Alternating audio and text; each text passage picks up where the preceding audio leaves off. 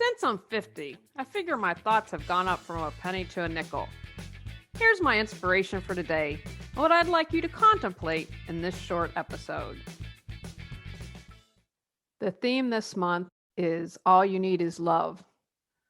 In this short little episode today, I want you to ask yourself, where do you need love right now? What can you do in this moment to show yourself love? Continue to check in with yourself regularly on how you can give yourself love. I'm going to encourage you to expand your perception, what you believe is love. I think sometimes we get focused on what society tells us it means to be loving to ourselves, maybe the expectations that were put upon us as children. Maybe you've never really explored the topic. Maybe it's been about taking care of others and not really taking care of yourself. So, what things would mean to you that you're loving yourself and taking care of yourself? Taking a nap can be a way to show yourself love if you're exhausted. I had to do a lot of that, particularly at the end of last year. I have the Epstein-Barr virus. I got it, over 20 years ago, and I've really had forgotten I'd pushed myself so far and so hard for so long, traveling to support my mom and doing that a third of the month, that I was exhausted. And so taking a nap was self-love, big time.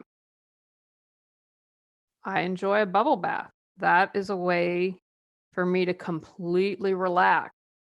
I'm working on my shoulders get hunched. So I'm working on how can I relax? So loving myself is enjoying a bubble bath. I'm doing this plant medicine class, mindfully sipping tea. That's a way to love myself, just slowing down, taking a moment,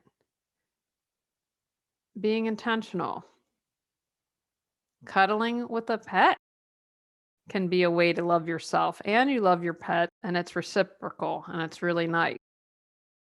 Watching a comedy. Maybe right now you're like, man, it's still with everything up in the air and what's going to happen. Maybe the most loving thing you can do is watch a comedy right now.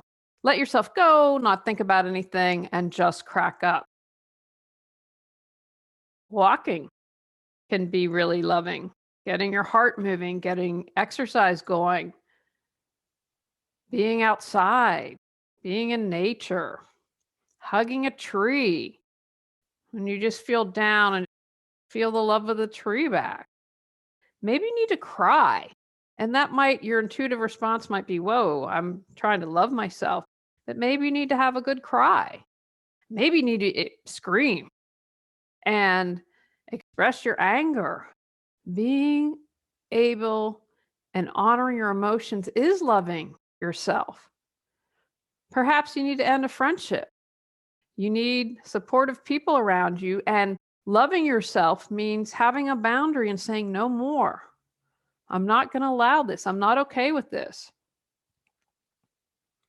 Right after you stop listening to this podcast, how can you show yourself love?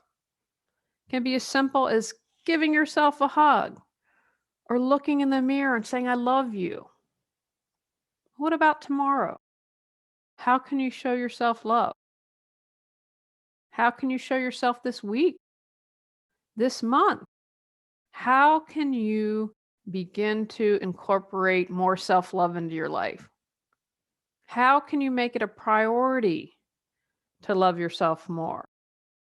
What is it that you can do? Maybe you put on your calendar.